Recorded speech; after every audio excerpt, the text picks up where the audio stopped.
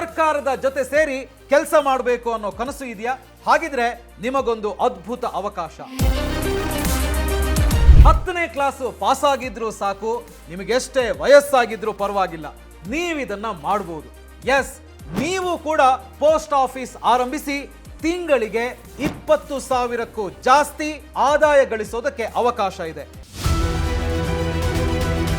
ಕೇವಲ 5,000 ರೂಪಾಯಿಂದ 10,000 ರೂಪಾಯಿ ಡೆಪಾಸಿಟ್ ಇಟ್ಟರೆ ಸಾಕು, ನಿಮ್ಮದೇ ಆದ ಸ್ವಂತ ಪೋಸ್ಟ್ ಆಫೀಸ್ ಅನ್ನ ನೀವು ಹೊಂದಬಹುದು.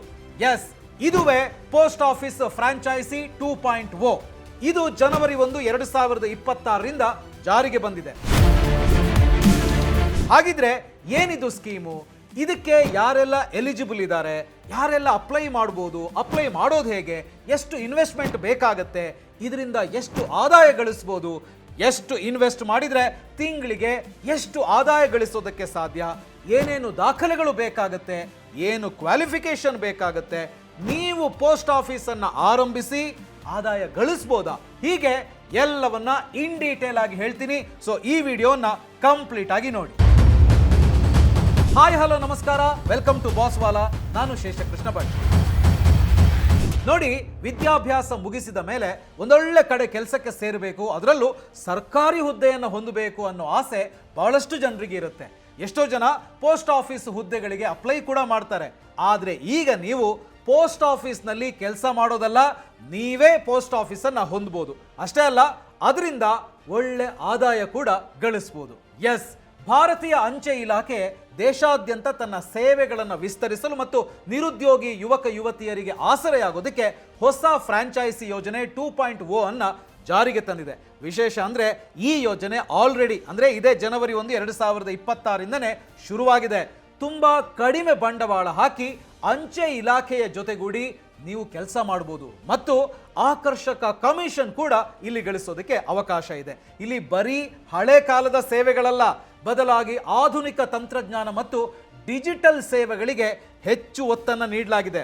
ನೋಡಿ, ಮೊದಲಿಗೆ ಹೊಸ ಫ್ರಾಂಚೈಸಿ ಯೋಜನೆ 2.0 ಅಂದ್ರೆ ಏನು ಅನ್ನೋದನ್ನ ನೋಡೋಣ. ಕೇಂದ್ರ ಸರ್ಕಾರದ ಆತ್ಮನಿರ್ಭರ ಭಾರತ ಮತ್ತು ಡಿಜಿಟಲ್ ಇಂಡಿಯಾ ಅಭಿಯಾನಕ್ಕೆ ದೊಡ್ಡ ಬಲವನ್ನು ತುಂಬೋದಕ್ಕೆ ಭಾರತೀಯ ಅಂಚೆ ಇಲಾಖೆ ಈ ಅದ್ಭುತವಾದ ಹೊಸ ಫ್ರಾಂಚೈಸಿ ಯೋಜನೆ 2.0 ಅನ್ನ ಜಾರಿಗೆ ತಂದಿದೆ. ಅಂಚೆ ಸೇವೆಗಳು ಸರಿಯಾಗಿ ತಲುಪದ ಕಡೆಗಳಲ್ಲಿ ಜನಸಾಮಾನ್ಯರಿಗೆ ಸ್ವಯಂ ಉದ್ಯೋಗದ ದಾರಿ ಮಾಡಿಕೊಡೋದೇ ಈ ಯೋಜನೆಯ ಮುಖ್ಯ ಉದ್ದೇಶ. ಸೇವೆಯ ವ್ಯಾಪ್ತಿಯನ್ನು ವಿಸ್ತರಿಸುವ ಉದ್ದೇಶದಿಂದ ಈಗ ಹೊಸ ನಗರ ಪ್ರದೇಶಗಳು, ದೊಡ್ಡ ದೊಡ್ಡ ಟೌನ್ಶಿಪ್ಗಳು, ಕೈಗಾರಿಕಾ ವಲಯಗಳು ಮತ್ತು ಶೈಕ್ಷಣಿಕ ಕ್ಯಾಂಪಸ್ಗಳಲ್ಲಿಯೂ ಫ್ರಾಂಚೈಸಿ ಆರಂಭಿಸೋದಕ್ಕೆ ಅವಕಾಶ ನೀಡಲಾಗಿದೆ. ಇಲ್ಲಿ ನೀವು ತುಂಬಾನೇ ಕಡಿಮೆ ಬಂಡವಾಳ ಹಾಕಿ ಉದ್ಯಮ ಶುರು ಮಾಡಬಹುದು. ಸಣ್ಣ ಉದ್ಯಮಿಗಳಿರಲಿ ಅಥವಾ ಕೆಲಸ ಹುಡುಕ್ತಾ ಇರುವಂಥ ವ್ಯಕ್ತಿಗಳಿರಲಿ, ಯಾರು ಬೇಕಾದರೂ ಈ ಅಂಚೆ ಚೀಟಿಗಳ ಮಾರಾಟ, ಸ್ಪೀಡ್ ಪೋಸ್ಟ್ ಬುಕ್ಕಿಂಗು, ಈಗಿನ ಕಾಲದ ಕಾಮರ್ಸ್, ಪಾರ್ಸೆಲ್ ಹಾಗೂ ಫೈನಾನ್ಸ್ ಸರ್ವಿಸ್ಗಳನ್ನು ನೀಡೋದ್ರ ಮೂಲಕ ಆಕರ್ಷಕ ಕಮಿಷನ್ ಪಡಿಬಹುದು. ನೋಡಿ, ಇದು ಹಳೆ ಕಾಲದ ಪದ್ಧತಿಯಲ್ಲ, ಬದಲಾಗಿ ಇದರಲ್ಲಿ APT 2.0 ಅನ್ನೋ ಲೇಟೆಸ್ಟ್ ಟೆಕ್ನಾಲಜಿಯನ್ನು ಬಳಸಲಾಗ್ತಾ ಇದೆ. ಇದರಿಂದ ಡಿಜಿಟಲ್ ಪೇಮೆಂಟು, ಪಾರ್ಸೆಲ್ ಎಲ್ಲಿದೆ ಅಂತ ತಿಳಿಯುವಂಥ ರಿಯಲ್ ಟೈಮ್ ಟ್ರ್ಯಾಕಿಂಗು ಮತ್ತು ಸ್ಮಾರ್ಟ್ ಲಾಕರ್ನಂತಹ ಆಧುನಿಕ ಸೌಲಭ್ಯಗಳನ್ನು ನೀವು ಗ್ರಾಹಕರಿಗೆ ಕೊಡಬಹುದಾಗಿದೆ. ಮುಖ್ಯವಾಗಿ ಇದು ಸರ್ಕಾರದ ಮಾನ್ಯತೆ ಇರುವಂಥ ಕೆಲಸವಾದ್ರಿಂದ ಪ್ರತಿ ತಿಂಗಳು ಆದಾಯ ಗಳಿಸುವಂಥ ಅವಕಾಶ ಇಲ್ಲಿದೆ. ಹಾಗಿದ್ರೆ ಇದರಿಂದ ಪ್ರಯೋಜನಗಳೇನು? ನೋಡಿ, ಈ ಅಂಚೆ ಇಲಾಖೆಯ ಫ್ರಾಂಚೈಸಿ ಪಡೆಯೋದ್ರಿಂದ ನಿಮಗೆ ಸಿಗುವಂತ ಪ್ರಯೋಜನಗಳು ಒಂದೆರಡಲ್ಲ. ಏನೇನು ಪ್ರಯೋಜನಗಳು ಸಿಗುತ್ತೆ ಅಂತ ಹೇಳಿ ಒನ್ ಬೈ ಒನ್ ನೋಡ್ತಾ ಹೋಗೋಣ. ನೋಡಿ, ಮೊದಲನೇದಾಗಿ ನೀವು ಭಾರತೀಯ ಅಂಚೆ ಇಲಾಖೆಯಂತ ದೊಡ್ಡ ಸರ್ಕಾರಿ ಸಂಸ್ಥೆಯ ಜೊತೆಗೆ ಕೈ ಜೋಡಿಸೋದ್ರಿಂದ ನೀವು ಮಾರ್ಕೆಟಿಂಗ್ಗೆ ಅಂತ ಹೆಚ್ಚು ಹಣ ಖರ್ಚು ಮಾಡುವಂತ ಅವಶ್ಯಕತೆ ಇಲ್ಲ. ಯಾಕೆ ಹೇಳಿ? ಹೆಸರೇ ಸಾಕು, ಜನರಿಗೆ ನಿಮ್ಮ ಮೇಲೆ ತಕ್ಷಣ ನಂಬಿಕೆ ಬಂದ್ಬಿಡುತ್ತೆ. ಇನ್ನು ಎರಡನೇದಾಗಿ, ಇಲ್ಲಿ ಬರೀ ಒಂದು ಕೆಲಸ ಇರಲ್ಲ. ಅಂಚೆ ಚೀಟಿ ಮಾರಾಟ, speed post, parcel, money order ಮತ್ತು ಕರೆಂಟ್ ಬಿಲ್ ಪಾವತಿಯಂತಹ 10 ಸೇವೆಗಳ ಮೂಲಕ ನೀವು ಕಮಿಷನ್ ಅನ್ನು ಗಳಿಸೋದಕ್ಕೆ ಅವಕಾಶ ಇದೆ. ಅಷ್ಟೇ ಅಲ್ಲ, ನೀವು ಸಖತ್ತಾಗಿ ಕೆಲಸ ಮಾಡಿದ್ರೆ ಇಲಾಖೆಯಿಂದನೂ ಕೂಡ ನಿಮಗೆ ಸ್ಪೆಷಲ್ ಬೋನಸ್ ಸಿಗುವಂತ ಅವಕಾಶ ಇದೆ. ಹಾಗೇನೆ ನೆಕ್ಸ್ಟ್, ನಿಮಗೆ ಕೆಲಸ ಹೇಗೆ ಮಾಡಬೇಕು ಅಂತ ಗೊತ್ತಿಲ್ಲದಿದ್ರೂ ಚಿಂತೆ ಇಲ್ಲ. ಅಂಚೆ ಇಲಾಖೆಯೇ ನಿಮಗೆ ಬೇಕಾದ ಸರಿಯಾದ ಟ್ರೈನಿಂಗ್ ಕೊಡುತ್ತೆ, ಎಲ್ಲ ರೂಲ್ಸ್ಗಳ ಬಗ್ಗೆ ತಿಳಿಸ್ಕೊಡುತ್ತೆ ಮತ್ತು ಯಾವುದೇ ಹಂತದಲ್ಲೂ ನಿಮಗೆ ಸದಾ ಬೆಂಬಲವಾಗಿರುತ್ತೆ. ಹಾಗೇನೆ ನೆಕ್ಸ್ಟ್, ನಮ್ಮ ಯುವಕರು ಮತ್ತು ಹೊಸ ಉದ್ಯಮಿಗಳು ಸ್ವಾವಲಂಬಿಯಾಗಿ ತಮ್ಮ ಕಾಲ ಮೇಲೆ ತಾವು ನಿಲ್ಲೋಕೆ ಇದೊಂದು ಭರ್ಜರಿ ಪ್ಲಾಟ್ಫಾರ್ಮ್ ಅಂತ ಹೇಳ್ಬೋದು. ಇದರಿಂದ ನಿಮ್ಮೂರಿನಲ್ಲೇ ಹೊಸ ಉದ್ಯೋಗದ ಅವಕಾಶಗಳನ್ನ ನೀವೇ ಸೃಷ್ಟಿ ಮಾಡ್ಬೋದು. ಹಾಗೇನೆ ನೀವು ಬರೀ ಅಂಚೆ ಸೇವೆಗೆ ಸೀಮಿತವಾಗಬೇಕಿಲ್ಲ. ಇದರ ಜೊತೆಗೆ ಹಣಕಾಸಿನ ಸೇವೆಗಳು ಅಂದರೆ ಫೈನಾನ್ಷಿಯಲ್ ಸರ್ವಿಸಸ್ ಕೊಡ್ಬೋದು ಮತ್ತು ಇ ಕಾಮರ್ಸ್, ಪಾರ್ಸೆಲ್, ಲಾಜಿಸ್ಟಿಕ್ಸ್ ನಂತಹ ದೊಡ್ಡ ಶ್ರೇಣಿಯ ಕೆಲಸಗಳನ್ನು ಕೂಡ ಮಾಡೋದಕ್ಕೆ ಅವಕಾಶ ಇದೆ. ಹಾಗೇನೆ ಅಂಚೆ ಸೇವೆ ಅನ್ನೋದು ಪ್ರತಿಯೊಬ್ಬರಿಗೂ ಕೂಡ ಬೇಕೇ ಬೇಕಾದಂಥ ಅತ್ಯಗತ್ಯ ಸೇವೆ. ಹಾಗಾಗಿ ವರ್ಷದ 365 ದಿನವೂ ನಿಮ್ಮ ಹತ್ತಿರ ಗ್ರಾಹಕರು ಇದ್ದೇ ಇರ್ತಾರೆ.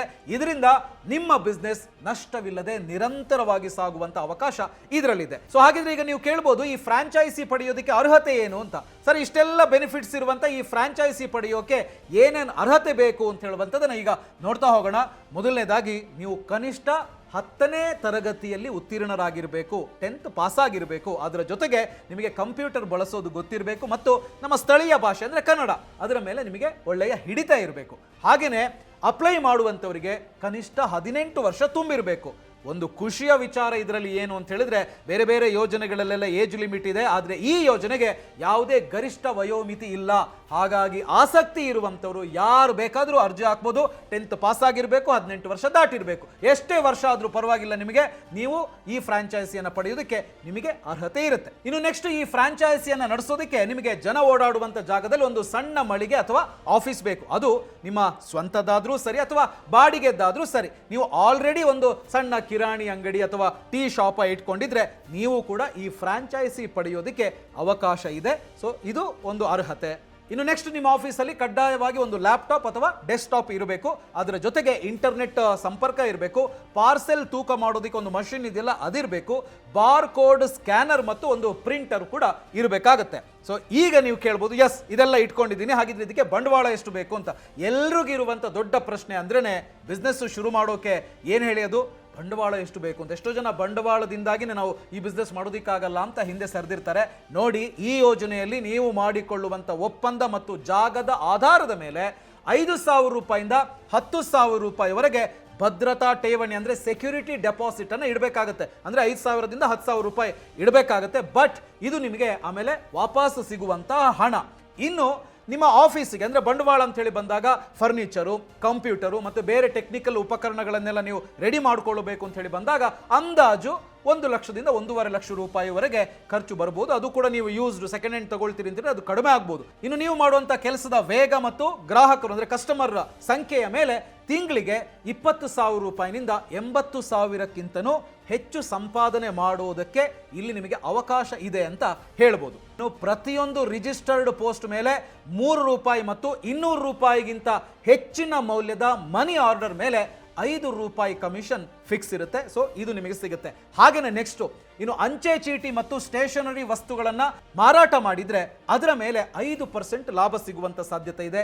ಎಲ್ಲಕ್ಕಿಂತ ಮುಖ್ಯವಾದ ವಿಷಯ ಅಂತ ಹೇಳಿದ್ರೆ, ನೀವೇನಾದರೂ ಸಖತ್ತಾಗಿ ಕೆಲಸ ಮಾಡಿ ಒಳ್ಳೆ ಪರ್ಫಾರ್ಮೆನ್ಸ್ ಅನ್ನು ತೋರಿಸಿದ್ರೆ ನಿಮ್ಮ ಒಟ್ಟು ಗಳಿಕೆಯ ಮೇಲೆ 25ರಿಂದ 30% ಎಕ್ಸ್ಟ್ರಾ ಬೋನಸ್ ಅಂದ್ರೆ ಪ್ರೋತ್ಸಾಹಧನ ಕೂಡ ಸಿಗುವಂತ ಸಾಧ್ಯತೆ ಇದೆ. ಈಗ ನೀವು ಕೇಳ್ಬೋದು, ಹೌದು ನಾನು ಪೋಸ್ಟ್ ಆಫೀಸ್ ಫ್ರಾಂಚೈಸಿ ಓಪನ್ ಮಾಡಿದ್ರೆ ಅದರಿಂದ ಜನರಿಗೆ ಏನೇನು ಸರ್ವಿಸ್ ಅನ್ನು ಕೊಡೋದಕ್ಕೆ ಸಾಧ್ಯ ಇದೆ ಅಂತ. ಅದನ್ನ ಈಗ 1 by 1 ನೋಡೋಣ. ನೋಡಿ, ನೀವು ಜನರಿಂದ ಸ್ಪೀಡ್ ಪೋಸ್ಟ್ ಮತ್ತು ರಿಜಿಸ್ಟರ್ಡ್ ಪೋಸ್ಟ್ ಬುಕಿಂಗ್ ಕೆಲಸಗಳನ್ನ ಅಂದ್ರೆ ಅವರಿಗೆ ನೀವು ಮಾಡಿಕೊಡ್ಬೋದು. ಅಂಚೆ ಚೀಟಿಗಳು ಅಂದ್ರೆ ಸ್ಟ್ಯಾಂಪ್ಗಳು ಮತ್ತು ಇಲಾಖೆಯ ಲೇಖನ ಸಾಮಗ್ರಿಗಳನ್ನ ನಿಮ್ಮ ಫ್ರಾಂಚೈಸಿಯಲ್ಲೇ ಇಟ್ಟು ಮಾರಾಟ ಮಾಡೋದಕ್ಕೆ ಇಲ್ಲಿ ಅವಕಾಶ ಇದೆ. ಅಂದ್ರೆ ಈ ತರದ ಸರ್ವಿಸ್ ಅನ್ನು ನೀವು ಕೊಡ್ಬೋದು. ಹಾಗೆಯೇ ಕೇವಲ ದೇಶದ ಒಳಗಷ್ಟೇ ಅಲ್ಲ, ವಿದೇಶಗಳಿಗೆ ಫಾರಿನಿಗೆ ಕಳಿಸುವಂತ ಅಂತಾರಾಷ್ಟ್ರೀಯ ಪಾರ್ಸೆಲ್ ಸೇವೆಗಳನ್ನು ಕೂಡ ನೀವು ನೋಡಬಹುದು. ಅಂದ್ರೆ ಇಂಟರ್ನ್ಯಾಷನಲ್ ಪಾರ್ಸೆಲ್ ಫೆಸಿಲಿಟಿ ಅನ್ನೋ ಸರ್ವಿಸ್ ಅನ್ನು ನೀವು ಕೊಡಬಹುದು. ಗ್ರಾಹಕರಿಗೆ ಅನುಕೂಲವಾಗುವಂತೆ ಕ್ಯಾಶ್ ಆನ್ ಡೆಲಿವರಿ COD ಆ ಸೌಲಭ್ಯವನ್ನು ಕೂಡ ನೀವು ಒದಗಿಸಬಹುದು. ಇನ್ನು ಇತ್ತೀಚಿನ ಆನ್ಲೈನ್ ಶಾಪಿಂಗ್ ಕಾಲಕ್ಕೆ ತಕ್ಕಂತೆ ಇ ಕಾಮರ್ಸ್ ಪಾರ್ಸೆಲ್ಗಳಿದೆಯಲ್ಲ, ಸೊ ಆ ಇ ಕಾಮರ್ಸ್ ಪಾರ್ಸೆಲ್ಗಳನ್ನು ಪಿಕಪ್ ಮಾಡೋದು ಮತ್ತು ಅವುಗಳನ್ನು ಜನರಿಗೆ ಡಿಸ್ಟ್ರಿಬ್ಯೂಟ್ ಮಾಡೋದು, ಕೊಡುವಂತ ಕೆಲಸವನ್ನು ಕೂಡ ನೀವು ಈ ಫ್ರಾಂಚೈಸಿಯನ್ನು ಇಟ್ಕೊಂಡು ಮಾಡೋದಕ್ಕೆ ಅವಕಾಶ ಇದೆ. ಡಿಜಿಟಲ್ ವಾಲೆಟ್ ಮೂಲಕ ಪಾವತಿ ಮಾಡುವ ಸೌಲಭ್ಯ ಮತ್ತು ಪಾರ್ಸೆಲ್ ಎಲ್ಲಿದೆ ಅಂತ ಲೈವ್ ಆಗಿ ತಿಳಿದುಕೊಳ್ಳೋದಕ್ಕೆ ರಿಯಲ್ ಟೈಮ್ ಟ್ರ್ಯಾಕಿಂಗ್ ಸೌಲಭ್ಯವನ್ನು ಕೂಡ ನೀವು ಗ್ರಾಹಕರಿಗೆ ಇದರಿಂದ ನೀಡೋದಕ್ಕೆ ಆಗತ್ತೆ. ಸರಿ, ಇಷ್ಟೆಲ್ಲ ಆಯ್ತು, ಇದೆಲ್ಲ ನಮಗೂ ಗೊತ್ತಾಯ್ತು. ಸೊ ನಾನು ಅಪ್ಲೈ ಮಾಡಬೇಕು ಅಂತ ಹೇಳಿದ್ರೆ ಅರ್ಜಿ ಸಲ್ಲಿಸೋದು ಹೇಗೆ? ಎಸ್, ಅದನ್ನ ಈಗ ನಾನು ಸ್ಟೆಪ್ ಬೈ ಸ್ಟೆಪ್ ನಿಮಗೆ ಹೇಳ್ಕೊಡ್ತೀನಿ. ನೋಡಿ, ಈ ಯೋಜನೆಯ ಪ್ರಕ್ರಿಯೆ ನಿಮ್ಮ ಭಾಗದ ಅಂಚೆ ವಿಭಾಗೀಯ ಕಚೇರಿ ಅಂದ್ರೆ ಡಿವಿಷನಲ್ ಆಫೀಸ್ ಅಂತ ಇದೆಯಲ್ಲ, ಅಲ್ಲಿ ನಡೆಯುತ್ತೆ. ನೀವು ಮೊದಲು ಇಂಡಿಯಾ ಪೋಸ್ಟ್ನ ಅಧಿಕೃತ ವೆಬ್ಸೈಟ್, ಈಗ ಸ್ಕ್ರೀನ್ ಮೇಲೆ ನೋಡ್ತಾ ಇರ್ಬೋದು, indiapost.gov.in ನಿಂದ ಫಾರ್ಮ್ ಎ ಅನ್ನ ಡೌನ್ಲೋಡ್ ಮಾಡ್ಕೊಳ್ಬೇಕು. ಒಂದು ವೇಳೆ ಆನ್ಲೈನ್ನಲ್ಲಿ ಕಷ್ಟ ಆದರೆ ನೇರವಾಗಿ ನಿಮ್ಮ ಹತ್ತಿರದ ಅಂಚೆ ವಿಭಾಗೀಯ ಕಚೇರಿಗೆ ಹೋಗಿ ಫಾರ್ಮ್ ಅನ್ನ ನೀವಲ್ಲಿ ಪಡ್ಕೊಳ್ಬೋದು.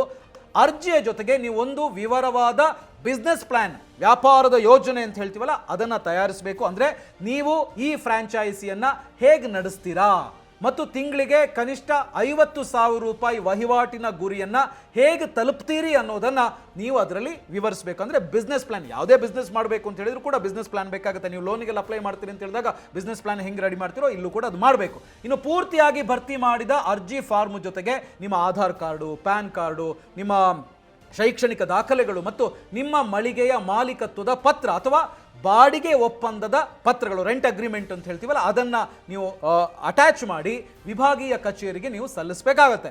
ನೀವು ಅರ್ಜಿಯನ್ನು ಸಲ್ಲಿಸಿದ ಮೇಲೆ ಅಂಚೆ ಇಲಾಖೆಯ ಅಧಿಕಾರಿಗಳು 14 ದಿನಗಳ ಒಳಗಾಗಿ ನಿಮ್ಮ ಮಳಿಗೆಯ ಜಾಗಕ್ಕೆ ಬಂದು ಪರಿಶೀಲನೆ ಮಾಡ್ತಾರೆ. ನೀವೆಲ್ಲಿ ಮಾಡ್ತೀರಿ ಅಂತ ಹೇಳಿ ಹೇಳಿರ್ತೀರಲ್ಲ, ಅಲ್ಲಿಗೆ ಬಂದು ವೆರಿಫೈ ಮಾಡ್ತಾರೆ. ನಿಮ್ಮ ಅರ್ಜಿ ಮತ್ತು ಜಾಗದ ಪರಿಶೀಲನೆ ಸರಿಯಾಗಿದ್ರೆ ಆಮೇಲೆ ಇಲಾಖೆಯ ಜೊತೆ ಒಂದು ಒಪ್ಪಂದಕ್ಕೆ ಸೈನ್ ಮಾಡಬೇಕು. ಅಂದ್ರೆ ಅಗ್ರಿಮೆಂಟ್ಗೆ ನೀವು ಸೈನ್ ಹಾಕಬೇಕಾಗತ್ತೆ. ಇನ್ನು ನಿಗದಿತ ಭದ್ರತಾ ಠೇವಣಿಯನ್ನ ಪಾವತಿಸಿದ್ರೆ ಸಾಕು, ನಿಮ್ಮ ಸ್ವಂತ ಅಂಚೆ ಸೇವಾ ಕೇಂದ್ರ, ಪೋಸ್ಟ್ ಆಫೀಸ್ ಫ್ರಾಂಚೈಸಿಯನ್ನ ನೀವು ಶುರು ಮಾಡಬಹುದು. ಕೊನೆಯದಾಗಿ, ಈ ಫ್ರಾಂಚೈಸಿಗೆ ಅರ್ಜಿ ಹಾಕಬೇಕು ಅಂತ ಹೇಳಿದ್ರೆ ಏನೇನು ಡಾಕ್ಯುಮೆಂಟ್ಸ್ ಬೇಕು ಅಂತ ನೀವು ಕೇಳ್ಬೋದು. ನೋಡಿ, ಈ ಡಾಕ್ಯುಮೆಂಟ್ಸ್ ಎಲ್ಲ ನಿಮ್ಮ ಹತ್ತಿರ ಇರಲೇಬೇಕು. ಒಂದು, ನಿಮ್ಮ ವಯಸ್ಸನ್ನ ದೃಢೀಕರಿಸೋದಕ್ಕೆ ಬರ್ತ್ ಸರ್ಟಿಫಿಕೇಟ್ ಅಥವಾ ಸ್ಕೂಲ್ ಟ್ರಾನ್ಸ್ಫರ್ ಸರ್ಟಿಫಿಕೇಟ್, TC ಅಂತ ಹೇಳ್ತೀವಿ, ಅದು ಬೇಕಾಗುತ್ತೆ. ಹಾಗೆಯೇ ಅಫಿಷಿಯಲ್ ID ಪ್ರೂಫ್ಗಾಗಿ ಆಧಾರ್ ಕಾರ್ಡ್ ಅಥವಾ ಪ್ಯಾನ್ ಕಾರ್ಡ್ ಕೊಡೋದು ಕಡ್ಡಾಯ. ಹಾಗೆಯೇ ನೆಕ್ಸ್ಟು, ನೀವು ವಾಸವಿರುವಂಥ ಮನೆಯ ವಿಳಾಸ, ಅಡ್ರೆಸ್ ಪ್ರೂಫು ಮತ್ತು ಫ್ರಾಂಚೈಸಿ ನಡೆಸೋದಕ್ಕೆ ಉದ್ದೇಶಿಸಿರುವಂಥ ಆಫೀಸ್ ಅಥವಾ ಮಳಿಗೆ ಹೇಳ್ತೀವಲ್ಲ, ಆ ಜಾಗಕ್ಕೆ ಆ ವಿಳಾಸಕ್ಕೆ ಸಂಬಂಧಿಸಿದಂಥ ದಾಖಲೆಗಳು ಇರಬೇಕು. ಆಮೇಲೆ ನೀವು ಕನಿಷ್ಠ 10ನೇ ಕ್ಲಾಸ್ ಪಾಸ್ ಆಗಿರಬೇಕು ಅಂತ ಹೇಳಿದ್ನಲ್ಲ, ಸೊ ಅದಕ್ಕೆ ಸಂಬಂಧಪಟ್ಟಂತೆ ನಿಮ್ಮ 10th ಮಾರ್ಕ್ಸ್ ಕಾರ್ಡ್, ನಿಮ್ಮ ಅಂಕಪಟ್ಟಿ ಮಾರ್ಕ್ಸ್ ಕಾರ್ಡ್ ಅಥವಾ ಸರ್ಟಿಫಿಕೇಟ್ಗಳನ್ನು ನೀವು ನೀಡಬೇಕಾಗುತ್ತೆ. ಸೊ ಇನ್ನು ನೆಕ್ಸ್ಟ್, ನೀವು ಫ್ರಾಂಚೈಸಿ ನಡೆಸೋ ಜಾಗ ನಿಮ್ಮ ಸ್ವಂತದ್ದಾಗಿದ್ರೆ ಅದರ ಮಾಲೀಕತ್ವದ ಪತ್ರ ಇರಬೇಕು. ಒಂದು ವೇಳೆ ಅದು ಬಾಡಿಗೆ ಜಾಗ ಆಗಿದ್ರೆ ಅಧಿಕೃತವಾದಂಥ ಬಾಡಿಗೆ ಒಪ್ಪಂದದ ಪ್ರತಿ ಅಂದ್ರೆ ರೆಂಟಲ್ ಅಗ್ರಿಮೆಂಟು ಇರಬೇಕಾಗುತ್ತೆ, ಅದನ್ನು ನೀವು ಕೊಡಬೇಕು. ಸೊ ಈಗಾಗಲೇ ನಾನು ಹೇಳಿದಂಥ ಅರ್ಹತೆ ನಿಮಗಿದೆ. ನೀವು ಕೂಡ ಪೋಸ್ಟ್ ಆಫೀಸ್ ಫ್ರಾಂಚೈಸಿಯನ್ನು ಓಪನ್ ಮಾಡಿ ಬಿಸ್ನೆಸ್ ಮಾಡಿ ಒಳ್ಳೆ ಆದಾಯ ಗಳಿಸಬೇಕು ಅಂತಿದ್ರೆ ಈ ಡಾಕ್ಯುಮೆಂಟ್ಸ್ ಏನೇನು ಹೇಳಿದೆ ಅದೆಲ್ಲ ನಿಮ್ಮ ಹತ್ರ ಇದೆ ಅಂತ ಹೇಳಿದ್ರೆ ನೀವು ಇದಕ್ಕೆ ಅಪ್ಲೈ ಮಾಡಿ ಪೋಸ್ಟ್ ಆಫೀಸ್ ಫ್ರಾಂಚೈಸಿಯನ್ನು ತಗೊಂಡು ನೀವು ಕೂಡ ಈ ಬಿಸ್ನೆಸ್ ಅನ್ನು ರನ್ ಮಾಡಿ ಆದಾಯ ಗಳಿಸೋದಕ್ಕೆ ಅವಕಾಶ ಇದೆ. ಸೊ ನೋಡಿದ್ರಲ್ಲ ಫ್ರೆಂಡ್ಸ್, ಪೋಸ್ಟ್ ಆಫೀಸ್ನ ಈ ಹೊಸ ಫ್ರಾಂಚೈಸಿ ಸ್ಕೀಮ್ ಬಗ್ಗೆ ಇರುವ ಕಂಪ್ಲೀಟ್ ಡೀಟೇಲ್ಸ್ ಅನ್ನು ಕೊಟ್ಟಿದ್ದೀನಿ. ಬರೀ ಕಡಿಮೆ ಬಂಡವಾಳದಲ್ಲಿ ಅದು ಸರ್ಕಾರಿ ಇಲಾಖೆ ಜೊತೆ ಸೇರಿ ಬಿಸ್ನೆಸ್ ಮಾಡೋದಕ್ಕೆ ಇದಕ್ಕಿಂತ ಒಳ್ಳೆ ಚಾನ್ಸ್ ಸಿಗೋದು ಕಷ್ಟ ಅಂತಾನೆ ಹೇಳ್ಬೋದು. ಈಗಾಗಲೇ ಈ ಯೋಜನೆ ಜನವರಿ 1ರಿಂದ ಶುರುವಾಗಿದೆ. ಸೊ ನೀವು ಕೂಡ ಈ ಬಿಸ್ನೆಸ್ ಅನ್ನ ಮಾಡಬೇಕು ಅಂತಿದ್ರೆ ಲೇಟ್ ಮಾಡಬೇಡಿ, ನಿಮ್ಮ ಹತ್ತಿರದ ಅಂಚೆ ಕಚೇರಿಗೆ ಹೋಗಿ ಅಥವಾ ಆನ್ಲೈನ್ನಲ್ಲಿ ಅಪ್ಲಿಕೇಶನ್ ಹಾಕಿ ನಿಮ್ಮ ಸ್ವಂತ ಬಿಸ್ನೆಸ್ ಅನ್ನ ಶುರು ಮಾಡಿ ನೀವು ಕೂಡ ಒಂದು ಒಳ್ಳೆಯ ಜೀವನವನ್ನು ನಡೆಸೋದಕ್ಕೆ ಇದರಿಂದ ಸಾಧ್ಯ ಆಗ್ಬೋದು. ಸೊ ಈ ಮಾಹಿತಿ ನಿಮಗೆ ಇಷ್ಟ ಆಗಿದೆ ಅಂದರೆ ಲೈಕ್ ಮಾಡಿ. ಹಾಗೆಯೇ ನಿಮ್ಮ ಫ್ರೆಂಡ್ಸು, ಫ್ಯಾಮಿಲಿಯಲ್ಲಿ ಯಾರೇ ಆಗಿರ್ಬೋದು, ಏನಾದರೂ ಬಿಸ್ನೆಸ್ ಮಾಡಬೇಕು ಅಂತೇಳಿ ಯೋಚನೆ ಮಾಡ್ತಾ ಇದ್ರೆ, ಸಲಹೆಗಳನ್ನು ನಿಮ್ಮ ಹತ್ರ ಕೇಳ್ತಾ ಇದ್ರೆ ಈ ವಿಡಿಯೋನ ದಯವಿಟ್ಟು ಅವರಿಗೆ ಶೇರ್ ಮಾಡಿ. ಅವರಿಗೆ ಇದೊಂದೊಳ್ಳೆ ಬಿಸ್ನೆಸ್ ಆಪ್ಷನ್ ಆಗಿ ಕಾಣಿಸ್ಬೋದು. ಸೊ ಅಷ್ಟೇ ಅಲ್ಲ, ಈ ರೀತಿಯ ಇನ್ನಷ್ಟು ಇನ್ಫಾರ್ಮೇಷನ್ಗೆ ಬಾಸ್ವಾಲಾ ಕನ್ನಡ ಚಾನಲ್ ಅನ್ನ ಸಬ್ಸ್ಕ್ರೈಬ್ ಮಾಡಿ. ಬಾಸ್ವಾಲಾ, ಬಿ ದ ಬಾಸ್.